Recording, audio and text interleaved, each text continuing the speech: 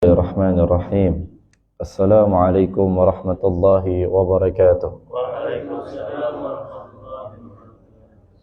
Innal hamdalillah nahmaduhu wa nasta'inuhu wa nastaghfiruh wa na'udzu billahi min shururi anfusina wa sayyiati a'malina. May yahdihillahu fala mudilla lahu wa may yudlil fala hadiya lahu. Asyhadu an la ilaha illallah wahdahu la syarika lahu wa asyhadu anna Muhammadan abduhu wa rasuluhu la nabiyya ba'dah. Allahumma salli wa sallim wa barik ala Muhammadin wa ala alihi wa sahbihi wa man tabi'ahum bi ihsanin ila yaumiddin. Fa ya ayyuhal hadiruna wal hadirat, usi nafsi wa iyyakum bi taqwallah.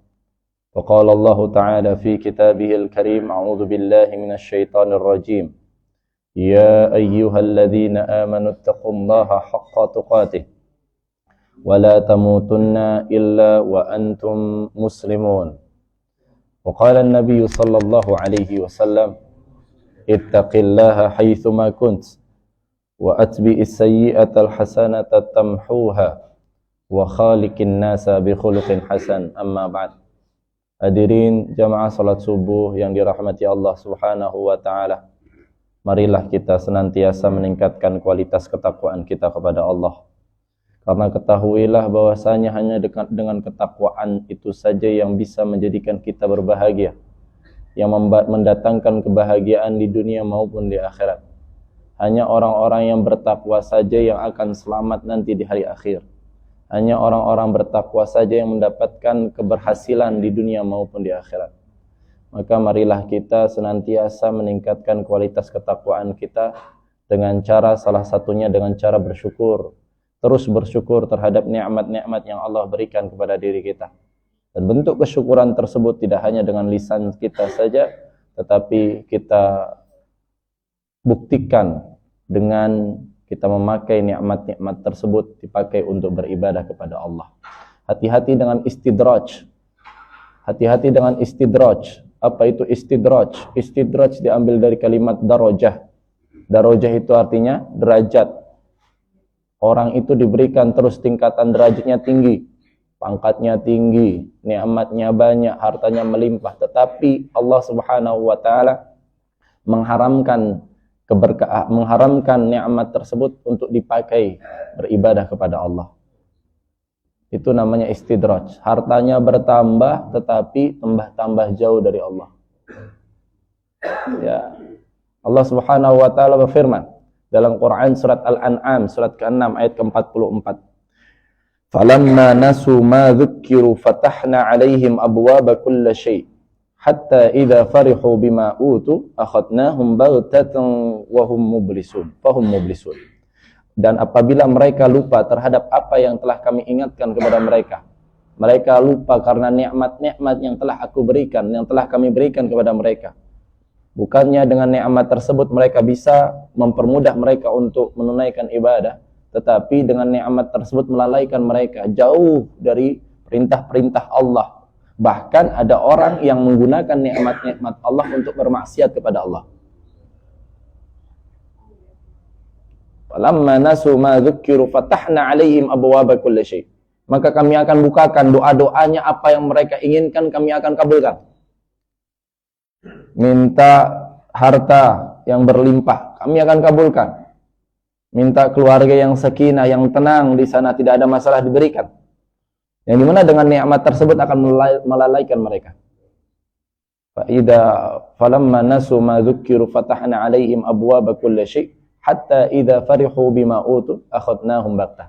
Sampai mereka itu bangga dengan nikmat-nikmat yang mereka dapatkan.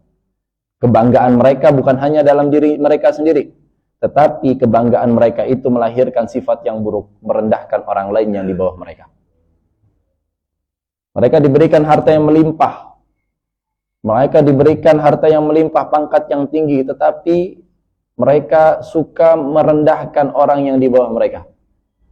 Maka setelah itu akhadnahum baghtah. Sewaktu-waktu nanti ketika mereka sudah melakukan hal tersebut, sudah merasa diri mereka paling tinggi, sudah merasa diri mereka itu paling banyak nikmatnya, maka akhadnahum baghtah. Kami ambil semua nikmat itu dengan satu kali, ambil saja. Sekaligus. sehingga dengan itu mereka akan putus asa. Diambil dengan cara-cara Allah, mungkin saja terjadi kebakaran di rumahnya. Harta-harta yang ditumpuknya itu semuanya terbakar. Bisa jadi diambil dengan bencana alam yang lainnya, gempa bumi ataupun yang lainnya. Itulah cara-cara Allah. Maka jangan sampai, hati-hati dengan istidraj. Hati-hati dengan istidraj. Dengan nikmat, tanyakan kepada diri kita, Allah sudah memberikan nikmat kita berapa banyak? Terus ibadah kita yang kita kerjakan itu sudah sama atau belum? Kalau belum sama, banyak beristighfar. Banyak beristighfar. Dengan nikmat-nikmat Allah itu, apakah menjadikan kita lebih bertakwa atau menjadikan kita lebih jauh daripada Allah? Ini tanyakan sampai detik ini. Ya, ini yang ingin kami mukaddimahkan agar kita tidak termasuk orang-orang yang diistidrajkan oleh Allah. Istidraj itu dari kalimat darajah. Darajah itu tingkat. Dia merasa dirinya naik lagi, naik. Tetapi sejatinya mereka itu diturunkan derajatnya oleh Allah. Para jamaah yang dirahmati Allah Subhanahu wa taala, kembali kita dalam pembahasan tafsir. Kita akan membahas dua ayat sekaligus dikarenakan di ayat 199-nya ini itu ada kaitannya dengan di ayat ke-200. Ya, masih dalam haji, tetapi ada kaitannya juga dalam kehidupan kita sehari-hari. Nanti kita ambil hikmahnya. Allah Subhanahu wa taala berfirman, "Tsumma afidu min haitsu afadha an-nas wastaghfirullah innallaha ghafurur rahim." Di sini Allah Subhanahu wa taala menjelaskan bagaimana tata cara haji.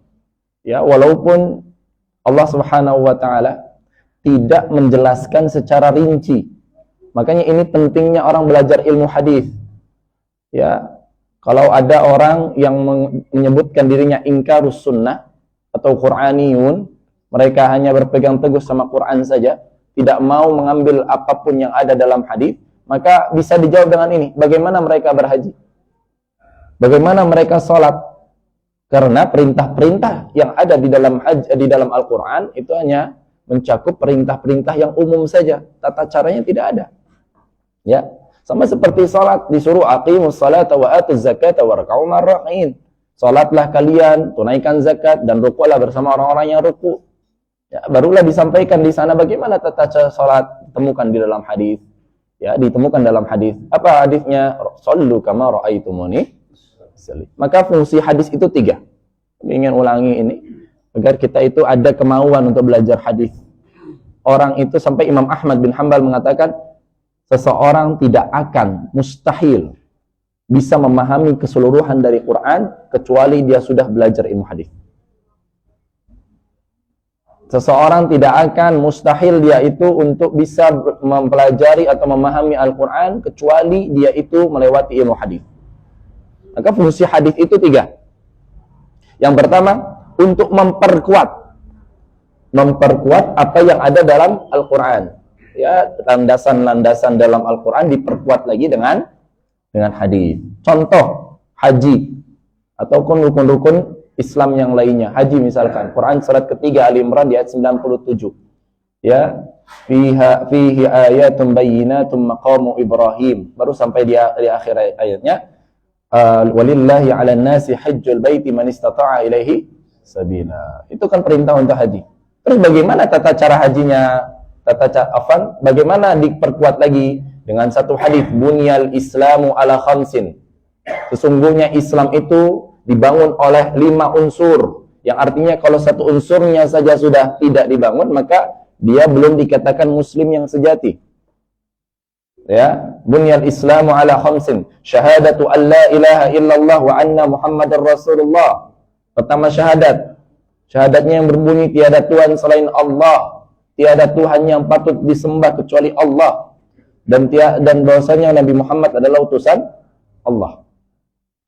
Wa iqamis salah, mendirikan salat, wa ita'iz zakah, menunaikan zakat, wa shaumi Ramadan, dan berpuasa di bulan Ramadan, wa hajjul baiti man istata'a ilaihi sabila, dan berhaji bagi yang mampu. Nah, hadis yang tadi memperkuat apa yang ada dalam Quran. Jadi fungsi belajar ilmu hadis yang pertama itu untuk memperkuat apa yang ada dalam Al-Quran. Itu satu. Yang kedua, untuk menjelaskan apa saja yang ada di dalam Al-Quran. Tadi kami sudah memberikan contoh. Di dalam Quran ada salat. Bagaimana tata cara sholat? Dijelaskan dalam hadis. Haji dijelaskan, ada perintah haji tadi. Bagaimana tata cara haji yang benar? Maka Rasulullah Shallallahu Alaihi Wasallam bersabda, "Litakhudhu anni manasikakum." Ambillah cara-cara manasik kami, manasik yang engkau ingin kerjakan nanti, yang engkau harus kerjakan nanti ketika haji itu dariku. Sudah ada contohnya dari Nabi Muhammad Shallallahu Alaihi Wasallam. Jadi seperti itu. Baru yang terakhir, ini mungkin jarang dibahas, untuk menjelaskan, menentukan satu hukum yang tidak ada dalam Quran. Ini saya ingin fokus sedikit. Menikahi dua orang bersaudara, kakak dan adik. Itu kan ada hukumnya haram dalam satu waktu, kecuali yang pertama, kakaknya misalkan dia menikahi adiknya. Ya, adiknya sudah diceraikan dan sudah masa iddahnya sudah selesai, baru dia boleh menikahi kakaknya. Ataupun adiknya meninggal. Ya, ini punya, misalkan kami berikan contoh seperti ini. Kakak adik. Dua-duanya perempuan. Saya datang untuk menikahi adiknya. Nah, maka haram bagi saya untuk menikahi kakaknya. Apa dalilnya? Quran surat keempat An-Nisa di ayat ke-23. Itu ada 13 golongan yang diharamkan untuk dinikahi atau dikenal dengan mahram.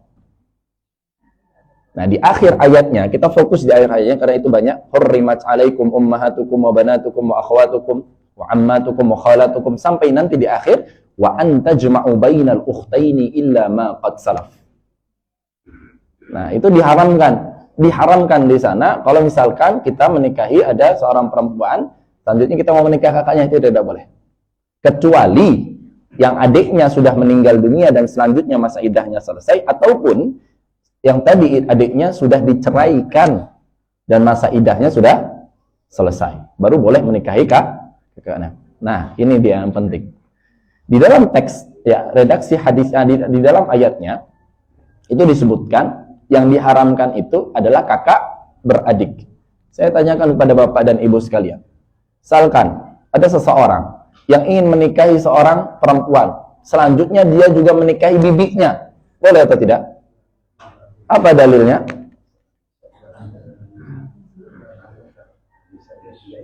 An-Nisa 23 itu kan wa anta jama'u bainal ukhtain. Ukhtain itu saudari, kakak adik. Ini kan tidak antara orang perempuan dan bibinya. Itu tidak ada. Makanya kalau kita baca, orang penafsirannya hanya baca dalam teks saja, ya. Nanti kalau di ayat di ayat ke-24-nya itu Allah Subhanahu wa taala berfirman wa uhilla lakum ma wara'a dzalikum, dan selain 13 golongan itu, 13 yang diharamkan itu, maka diperbolehkan. Terus kenapa maka tadi apabila ada seseorang menikahi seorang perempuan dan bibinya, itu dalilnya apa? Dalilnya dalam hadis. Dalilnya dalam hadis. Yang artinya tidak dijelaskan dalam Quran tetapi dijelaskan dalam hadis. Nah, ini hukum zaidah, hukum yang bertambah. Bibi dari perempuannya ya. Ya, bibi dari perempuan, betul. Bibi dari perempuannya. Saya berikan contoh, saya menikahi perempuan, terus saya mau menikahi lagi bibinya. Bibi itu dalam bahasa Arab dua, khalat sama ammah. Ammatun sama khalatun. Perbedaannya apa? Khalatun dan ammatun itu nanti bibi dari saudarinya ayah atau saudarinya ibu. Itu perbedaannya segitu aja. Nah, dua-duanya termasuk itu bibi lah kalau bahasa kita. Ya, tante dan lain-lain. Itu tidak diperbolehkan. Kalau orang menafsirkan hanya baca ayat itu saja, itu yang diharamkan kan hanya adik kakak saja. Ya kan, ukhtain itu adik saudari, bersaudari. Seperti itu. Belajar hadis itu penting. Yang artinya ilmu hadis dan ilmu Quran ini tidak bisa dipisahkan. Seperti itu. Ya, ilmu hadis itu penting. Ya, para jamaah yang dirahmati Allah Subhanahu wa taala. Jadi selanjutnya ketika Rasulullah Shallallahu Alaihi Wasallam menjelaskan bagaimana tata cara haji yang benar sesuai dengan sabdanya tadi, litakhudhu anni manasikakum, diambillah, hendaklah kalian mengambil manasik haji, tata cara haji itu dariku. Maka selanjutnya ketika menjelaskan tentang bagaimana bermabit, mabit itu adalah bermalam di Muzdalifah, ketika sudah setelah dari Arafah. Maka di sini dijelaskan summa afidu min haitsu afadhan nas wastaghfirullah.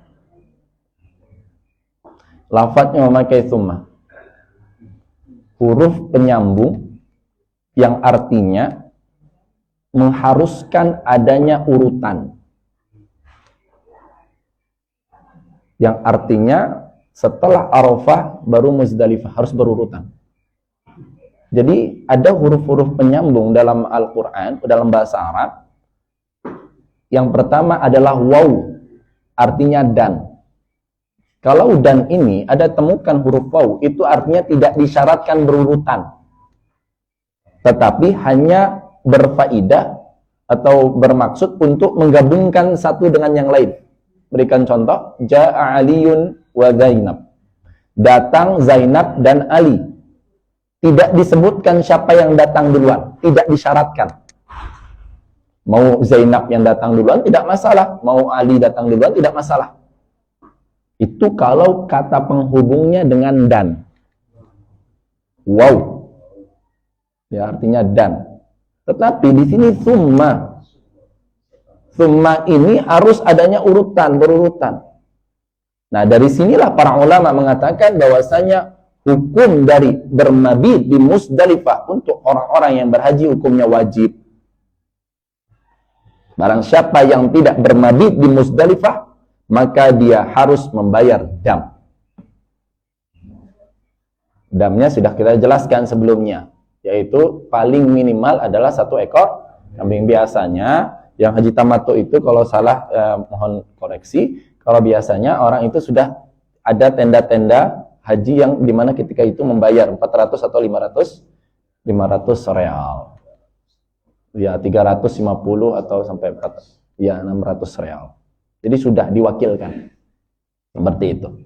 Jadi memang ada seperti ini. Barulah summa afidhu. Kalimat afidhu, ya, afidhu itu kita sudah artikan. Afidhu dari kalimat faydan atau berkumpul. Banjir itu di bahasa Arab kan faydan, sama hurufnya fa sama ba, fadha yafidhu. Artinya apa? Banyak berkumpul di sana. Ya, menyeluruh. Apabila kalian sudah selesai dari Arafah, summa afidu min haitsu afadhan nas. Pergilah seperti perginya manusia. Yang dimana mereka ketika setelah dari Arafah perginya ke Muzdalifah untuk bermabit. Dan syarat mabit ini memang ada perbedaan pendapat. Ada yang mengatakan bahwasanya sampai bulan itu menghilang. Ada yang mengatakan sebagian malam.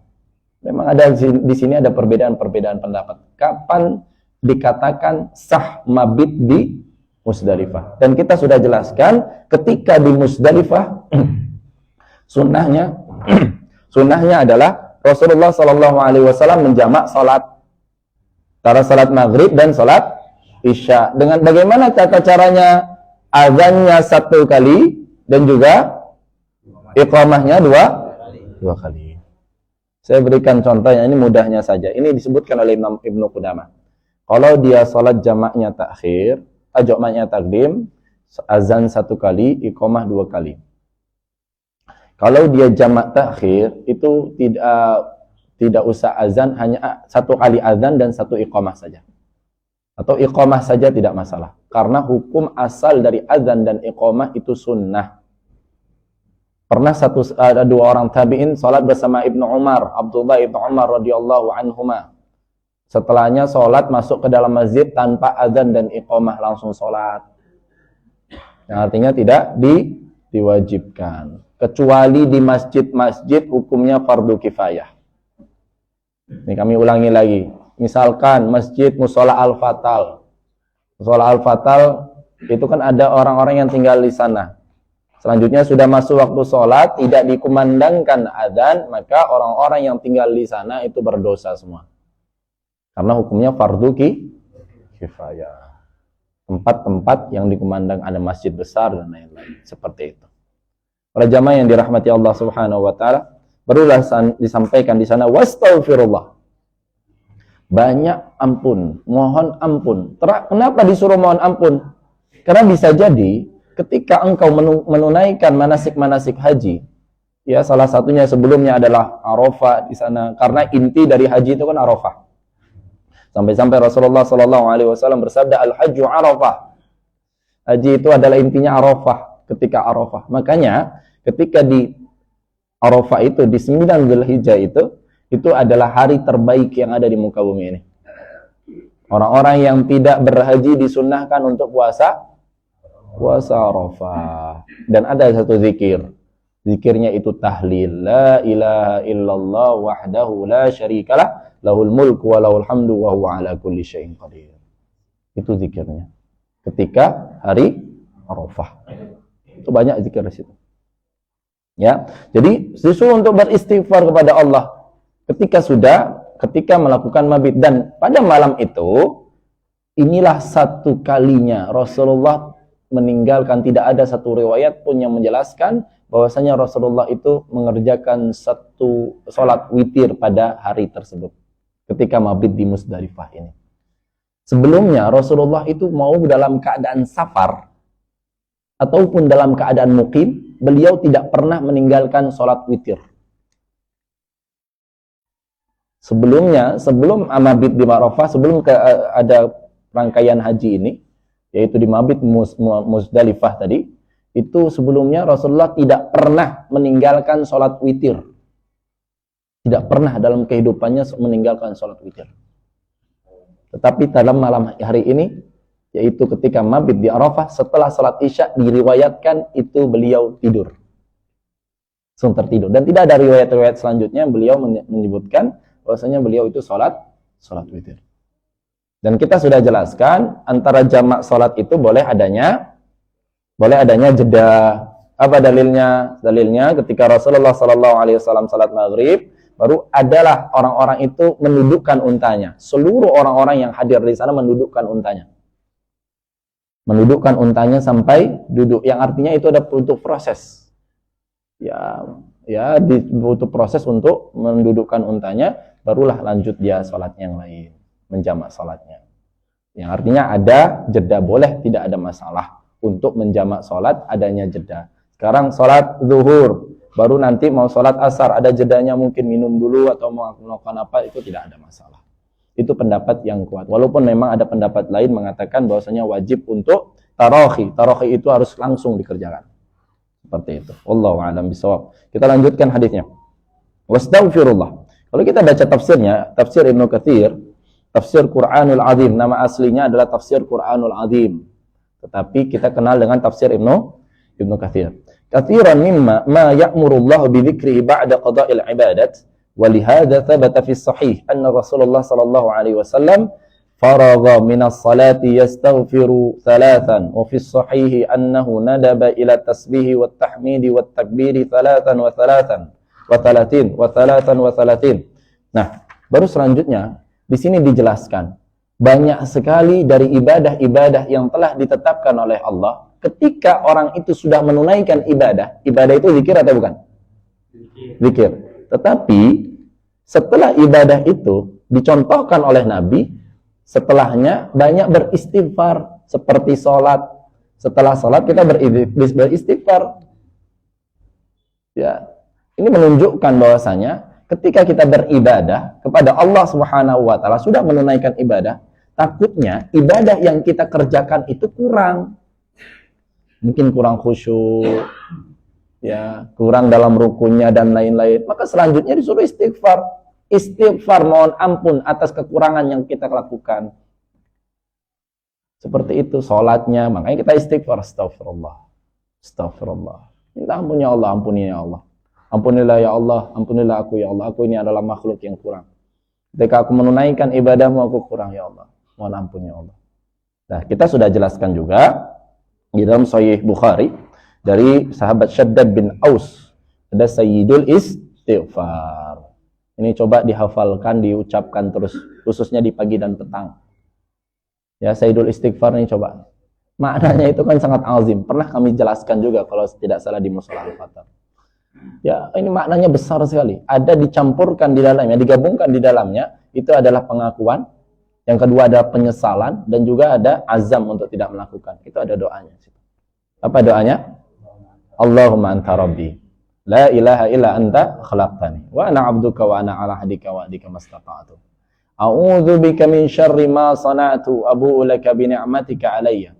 Wa abu'u bi dzambi faghfir li fa innahu la yaghfiru dzunuba illa anta. Coba kita artikan. Itu maknanya sangat besar. Ya Allah, Engkaulah Tuhanku. Ini kan ada pengakuan.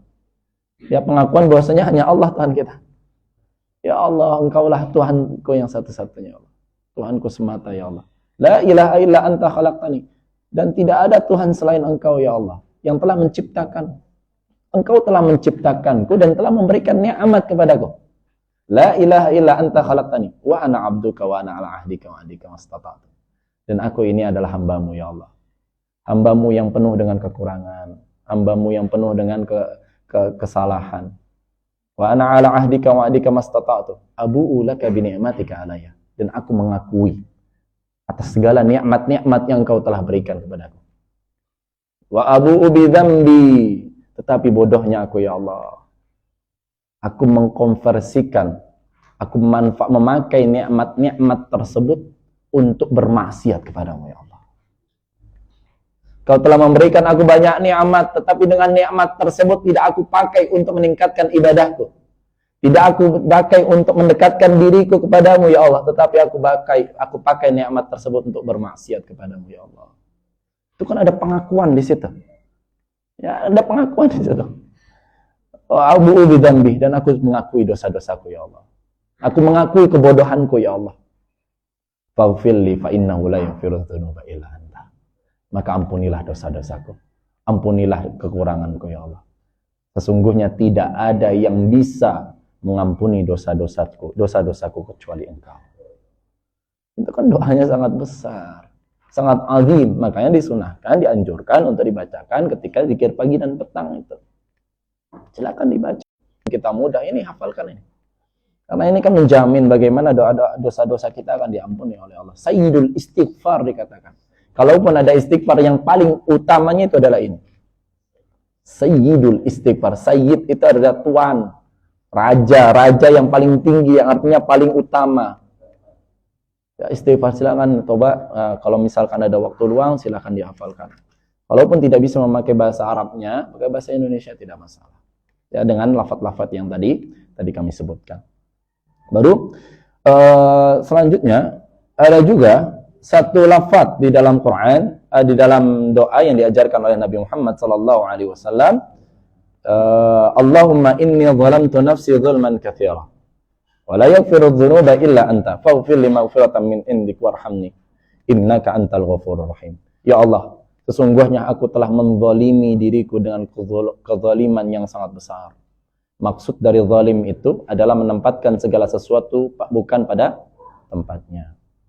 Ya, dikasih nikmat bukan dipakai untuk beribadah tapi dipakai untuk bermaksiat. Ya, itu segala sesuatu yang bukan pada tempatnya namanya zalim. Ya Allah, aku telah menzalimi diriku dengan kezaliman yang sangat besar. Wala yaghfiru dzunuba illa anta, dan tidak ada zat yang bisa mengampuni dosa kecuali Engkau, ya Allah. Faghfir li maghfiratan min indik. Maka ampunilah dosa-dosaku, ya Allah. Ampunilah dosa-dosaku, warhamni, dan berikanlah kasih sayangmu kepadaku. Innaka antal ghafurur rahim. Kenapa digabungkan antara maghfirah dengan kasih sayang? Kenapa digabungkan? Kita banyak sekali temukan lafaz dalam Quran ghafurur rahim. Kenapa digabungkan antara maghfirah sama kasih sayang? Maknanya, orang ketika sudah diberikan ampunan oleh Allah Subhanahu wa taala, ada kemungkinan untuk bisa melakukan maksiatan tadi lagi. Ada kemungkinan. Ya, kalau hanya beristighfar saja, hanya minta ampunan saja, diampuni dosanya, bisa jadi dia melakukan lagi. Tetapi kalau ditambahkan rahim di sana, kasih sayang Allah, itu artinya kita meminta bimbingan Allah agar Allah bisa menetapkan hati kita setelah memberikan hidayah kepada diri kita. Nah, itu maknanya. Maknanya antara maghfirah sama rahim, kasih sayang Allah, itu bentuknya adalah bimbingan. Bimbingan dalam kehidupan kita sehari-hari. Nah, itu bentuk dari kasih sayang Allah. Nah, itu rahmah namanya. Dan jamaah yang dirahmati Allah Subhanahu wa taala, barulah selanjutnya Di dalam ayat 200 sampai kita baca di ayat 200-nya, ini terakhir. فَإِذَا قَضَيْتُمْ مَنَاسِكَكُمْ فَاذْكُرُوا اللَّهَ كَذِكْرِكُمْ آبَاءَكُمْ أَوْ أَشَدَّ ذِكْرًا.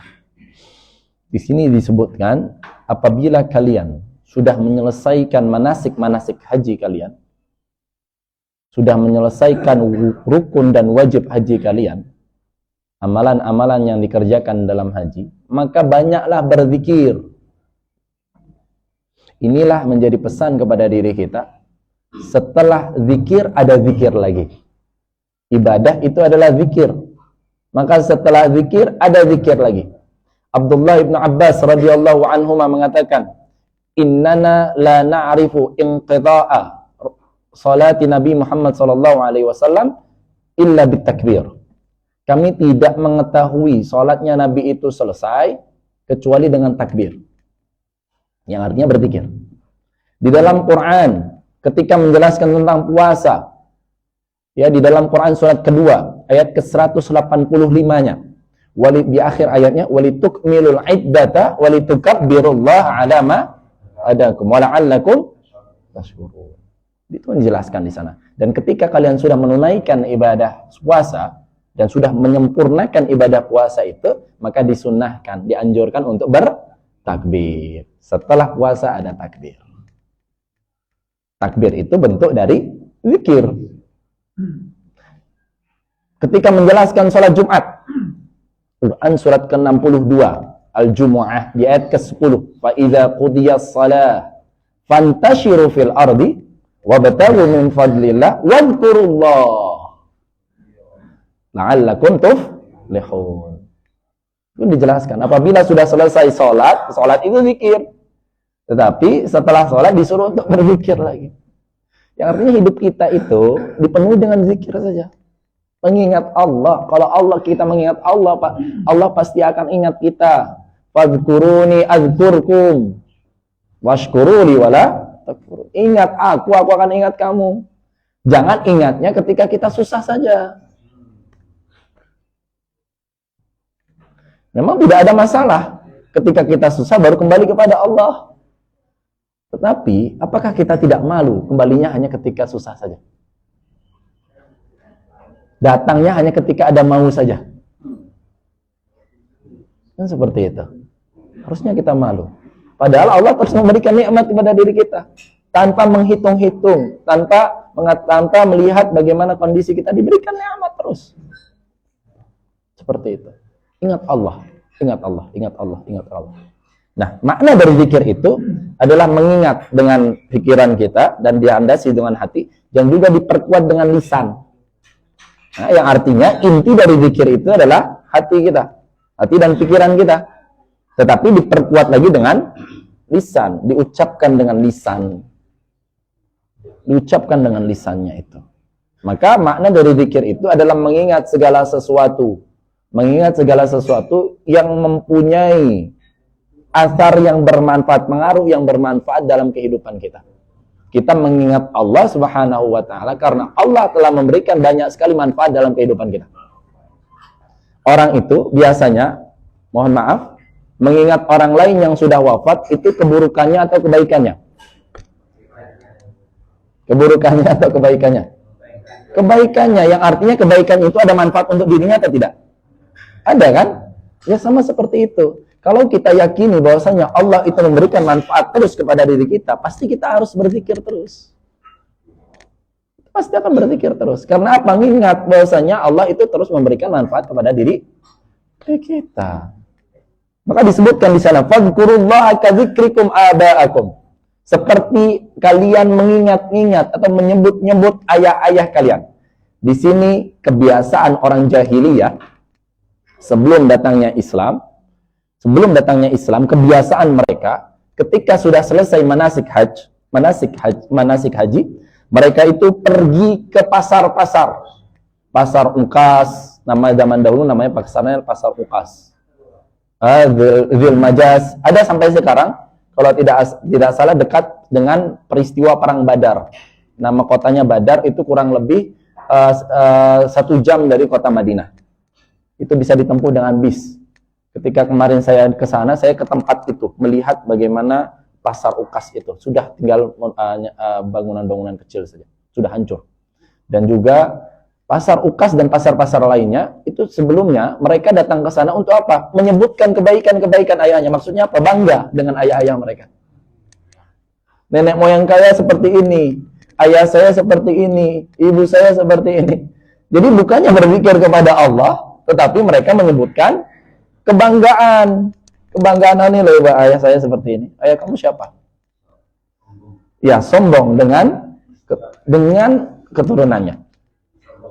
Maka turunlah ayat ini untuk berzikir kepada Allah, untuk menghilangkan kebiasaan buruk yang tadi dilakukan oleh orang-orang jahiliyah. Karena ini juga inilah bentuk keadilan Allah.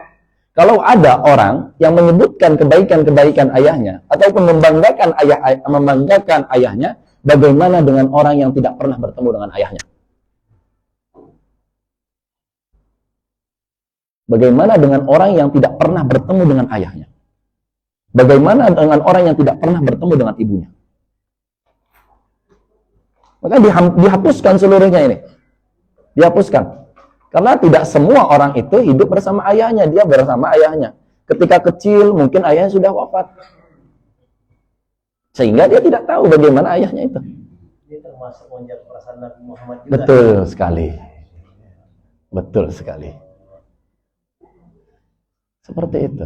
Jadi dihilangkan budaya ini.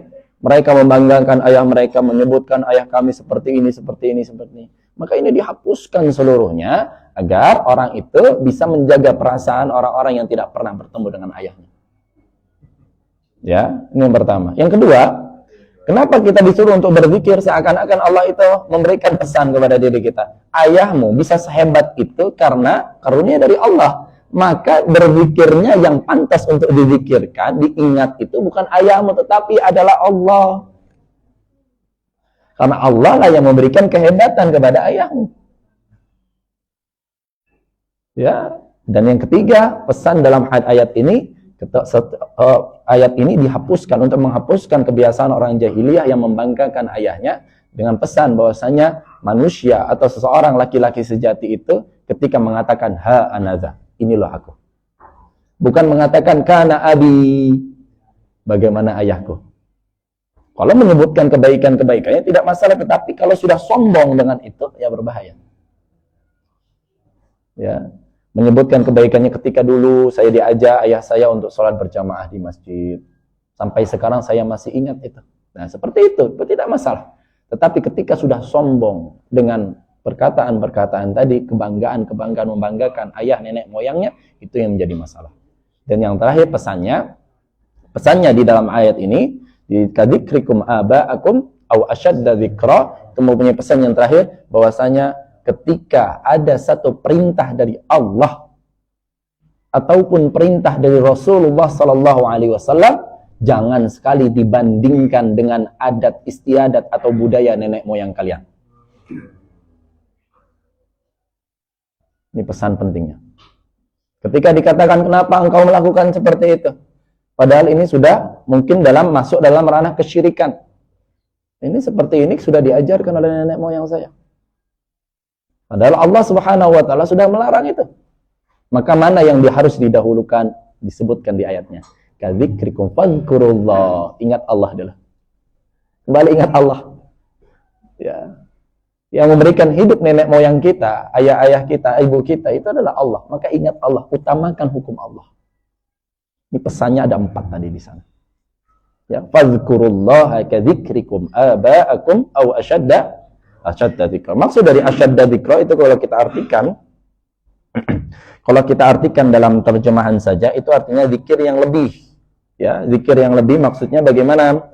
Kalaupun kalian itu berzikir mengingat-ingat ayah kalian ketika kalian di pasar, yang artinya kalian membanggakan keistimewaan atau kehebatan ayah kalian ataupun nenek moyang kalian ketika kalian bersama teman kalian, maka sewajibnya kalian itu berzikir kepada Allah atau menyebut Allah bukan hanya ketika bersama teman kalian saja, tetapi lebih utama lagi ketika kalian sendirian.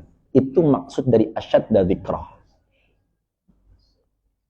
Ya, tidak hanya ketika bersama orang membanggakan ayahnya, biasanya kan menceritakan kepada teman. Ya, mau kemana dia mau menceritakan, membanggakan bagaimana? Dia pasti harus ada orang yang diceritakan, memberikan validasi di sana. Ya kan? Seperti itu. Ya, pamer. Nah, maka berzikir kepada Allah tidak hanya bersama teman saja. Tidak hanya ketika ramai saja, tetapi ketika sendirian berzikir juga kepada Allah. Dan itulah yang paling intinya, berzikir. Ketika orang berzikir, selanjutnya mungkin air matanya jatuh, maka air matanya itu tidak akan tersentuh oleh api neraka. Rajulun dzakarallahu khalian fafadat 'aina. Seorang laki-laki ataupun perempuan, karena di sana lafadznya itu umum, maka seorang laki-laki ataupun perempuan yang ketika dia menyendiri, dia berzikir kepada Allah, meminta ampunan kepada Allah, mengingat dosa-dosanya, mengingat kekurangannya, maka selanjutnya tidak tahu, tidak sadar air matanya jatuh. Karena apa? Takut kepada Allah. Ya, maka selanjutnya itu tidak akan diazab oleh api neraka. Jadi itu maksud dari asyadda dzikrah, lebih zikirnya. Barulah selanjutnya dilafadzkan, faminan nasi may yaqulu rabbana atina fid dunya wa ma lahu fil akhirati min khalaq. Belum. Ini 201 di 101-nya. Sapu jagatnya itu nanti 201 nanti. 201. Ya, nanti kita belum bahas itu. Kita bahasnya pekan depan. Ini dulu kita bahas. Faminan nasi may yaqulu rabbana atina fid dunya wa ma lahu fil akhirati min. Nah, di sini perlu kita sampaikan. Bedakan dengan ayat 201-nya. Ketika membahas dunia, rabbana atina fid dunya, tetapi di 200-nya tidak ada kalimat atau lafaz hasanah. Rabbana atina fid dunya, tidak ada hasanah. Wa ma lahum fil akhirati min. Apa pesannya di situ? Ketika orang menunaikan haji, yang dimana kemungkinan doanya itu akan dikabulkan, kalaupun hajinya sudah sah dan dia berangkat dengan uang yang halal, ya, dia tidak bermaksiat kepada Allah, tidak melakukan apa-apa saja yang diharamkan oleh Allah, kemungkinan doanya itu pasti akan dikabulkan. Maka ketika itu banyak sekali dari manusia, faminan nas, banyak sekali dari manusia ketika menunaikan ibadah, khususnya haji, mereka itu hanya fokus meminta untuk kebahagiaan dunia saja. Minta istri baru. Ya, minta mobil baru. Minta rumah baru. Ya, hanya mencakup dunia saja. Mencakup dunia saja. Ya, hanya minta kuburan baru. Hanya minta dunia saja. Mereka fokus dalam kebahagiaan dunia, tetapi lupa bagaimana cara wafat yang benar. Banyak sekali di antara diri kita, banyak sekali dari kaum muslimin, ketika berdoa kepada Allah, pastinya meminta hanya di dunia saja. Kebanyakan, bukan semua. Dan mereka lupa untuk meminta husnul khotimah. Kan doanya, Allahumma khtimna bi husnil wala takhtimna bi su'il. Itu kan intinya. Sampai-sampai Rasulullah sallallahu alaihi wasallam bersabda, man kana akhiru hayatihi, man qala fi akhir hayati la ilaha illallah dakhala al-jannah. Barang siapa yang di akhir hayatnya mengucapkan la ilaha illallah, maka dia akan masuk surga. Itu kan bentuk dari husnul khotimah juga.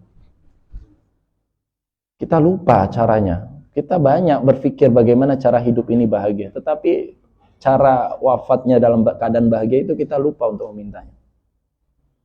Ya, kita disibukkan dengan itu, dengan perkara-perkara dunia ini. Minta semuanya, kita minta itu. Makanya disebutkan di sana, Rabbana atina fid dunya.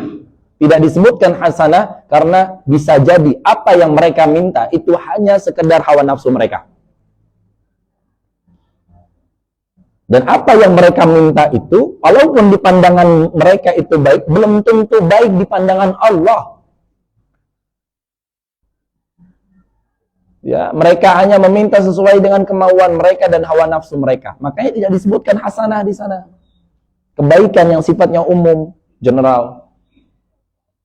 Ya, tidak disebutkan di sana. Kenapa tidak disebutkan hasanah? Karena mereka meminta hanya sesuai dengan kemauan dan hawa nafsu mereka. Sehingga apa? Bisa jadi ketika diberikan oleh Allah, bukan tadi nikmat tadi diberikan oleh Allah, apa yang mereka minta diberikan oleh Allah, bukan menjadikan itu dekat kepada Allah, bahkan itu menjadikan mereka itu jauh dari Allah. Dan seperti itu. Makanya tidak disebutkan hasanah di situ. Tidak ada disebutkan hasanah, beda dengan ayat 201-nya. Ya, tidak disebutkan hasanah, minta ketika di depan Ka'bah minta, ya Allah berikan saya ini, berikan saya ini. Padahal itu belum tentu baik di hadapan Allah. Makanya adab seorang muslim, ya, adab seorang hamba. Kita semuanya hamba, hambanya Allah.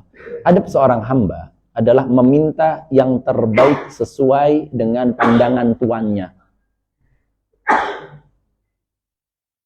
Seorang hamba meminta yang terbaik sesuai dengan pandangan Allah.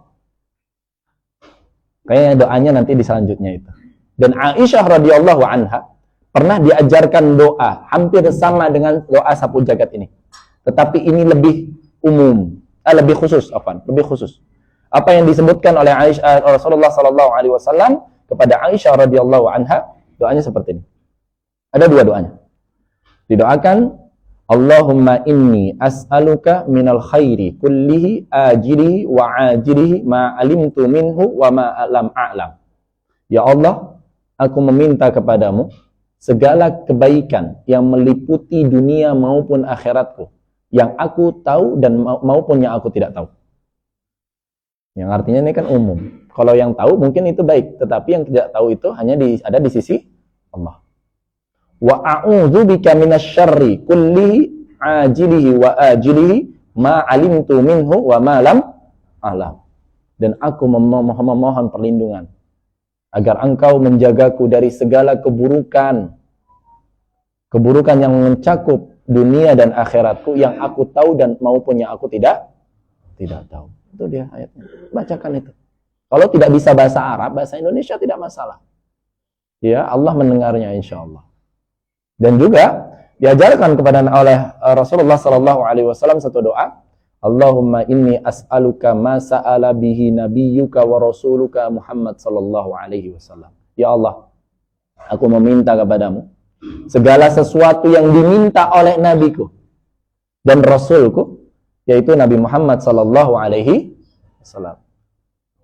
Wa a'udzubika, dan aku meminta perlindungan kepadamu seperti nabimu, yaitu Nabi Muhammad sallallahu alaihi wasallam meminta perlindungan dari keburukan itu juga. Doanya seperti itu. Jadi kebaikan di pandangan kita itu bisa jadi salah. Asa an tuhibbu syai'an wa huwa syarrul lakum. Wa asa an takrahu syai'an wa huwa, bisa jadi perkara-perkara yang engkau sukai, yang engkau sudah cinta mati di sana, itu bisa jadi nanti berefek samping atau nanti pada suatu saat nanti akan membuat keburukan, terlahir keburukan untuk dirimu. Tidak baik untuk dirimu. Ya. Barulah bisa jadi engkau itu membenci satu hal, tetapi itu ada sesuatu yang baik untukmu. Ya, ini semuanya. Semuanya akan terjadi. Maka para jamaah yang dirahmati Allah Subhanahu wa taala, inilah disebutkan faminan nasi may yaqulu rabbana atina fid dunya wa ma lahu fil akhirati min. Tetapi dia lupa untuk doa akhirat.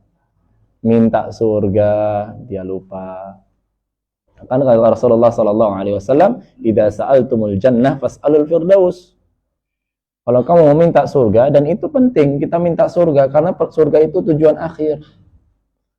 Ya, tujuan akhirnya adalah, kenapa disebut akhirat? Karena itu adalah kehidupan terakhir, akhirah, ya. Wabil akhirati hum yuqinun. Wabil akhirati hum yuqinun, ketika menjelaskan sifat orang yang bertakwa itu. Ya, di dalam Quran surat Al-Baqarahnya itu, yang pertama-tama, yang awal-awal. Wabil akhirati hum yuqinun. Kenapa disebut akhirat? Karena akhirat itu dari kalimat akhir itu hidup terakhir di sana. Kita minta yang terakhir. Ya, itu kita minta yang terakhir. Maka disebutkan di sana mereka itu tidak mempunyai sedikit pun balasan ketika mereka minta dunia saja. Minta dunia tidak masalah, nanti disebutkan dalam 201-nya. Mereka minta dunia tidak masalah. Tetapi jangan lupakan akhirat. Karena ada orang-orang yang sibuk dengan dunianya sehingga mereka tidak mendapatkan balasan sedikit pun nanti di akhirat. Karena apa? Mereka melupakan akhirat. Wabil akhirati hum yuqinun. Wabil akhirati hum yuqinun. Dia tahu, dia yakin. Sifat orang bertakwa, dia yakin bahwasanya ada hari pembalasan. Kalau yaumuddin, malik yaumiddin, raja atau pemilik hari pembalasan. Tetapi kalau kita mau belajar bahasa Arab, din itu artinya apa? Agama. Tetapi kenapa ditafsirkan pembalasan? Kenapa diartikan pembalasan? Diterjemahkan pembalasan. Padahal din itu adalah gimana? Ada satu hadis ya, dan ada juga mengatakan ini perkataan sahabat, kama tadinu tudan. Bagaimana engkau beragama, maka itu akan dibalas. Maksudnya bagaimana? Kenapa disebutkan hari pembalasan? Karena ketika orang beragama dengan baik, dia menunaikan perintah-perintah yang ada di dalam agama tadi, yaitu al-Islam diperintahkan oleh Allah, dan menjauhi apa saja yang telah dilarang dalam agama tersebut, yaitu al-Islam oleh Allah Subhanahu wa taala, maka nanti dibalasnya seperti itu di akhirat. Makanya disebut dengan hari pembalasan. Kama tadinu tudan. Para jamaah yang dirahmati Allah Subhanahu wa taala, maka di sini disebutkan fama lahu fil akhirati min khalaq. Maka mereka tidak mempunyai sedikit pun balasan nanti di akhirat karena mereka hanya sibuk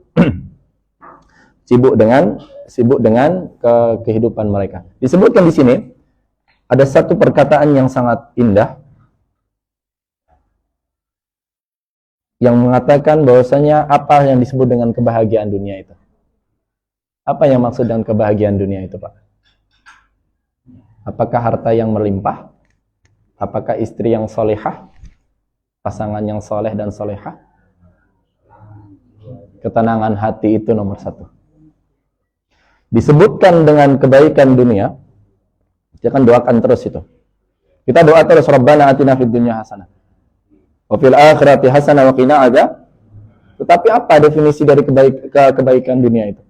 Mencakup apa saja? Maka disebutkan di sini di dalam tafsirnya, man u'tiya qalban syakiran wa lisanan dzakiran wa jasadan sabiran faqad utiya fid dunya hasanah. Barang siapa yang diberikan hati yang tenang, hati yang selalu bersyukur, diberikan nikmat walaupun itu di pandangan manusia, di kacamata manusia itu sedikit, tetapi dia tenang, dia bersyukur kepada Allah. Itu kan intinya hati ini. Hati. Baru selanjutnya lisanan dzakiran, diberikan lisan yang terus berzikir kepada Allah. Nah ini susah. Ini kan masalah taufik. Taufik itu bimbingan. Masalah ini bimbingan, semuanya bimbingan oleh Allah. Kita berkumpul ini karena Allah. Dikumpulkan di tempat ini karena izin Allah. Tidak usah jauh-jauh dari perkumpulan ini. Orang berzikir saja. Itu kan berzikir itu sangat mudah. Tetapi kalaupun tidak diizinkan oleh Allah, maka mustahil lisan itu bisa bergerak untuk berzikir. Ya, itu makanya disuruh minta untuk taufik. Minta bimbingan Allah. Padahal zikir itu paling mudah, lisan kita bisa bergerak kapanpun. Tetapi kalau Allah tidak mengizinkan, tidak akan bergerak itu lisan. Ya. Ya, gimana? Astagfirullah. Kalau kaget biasanya zikirnya berbeda.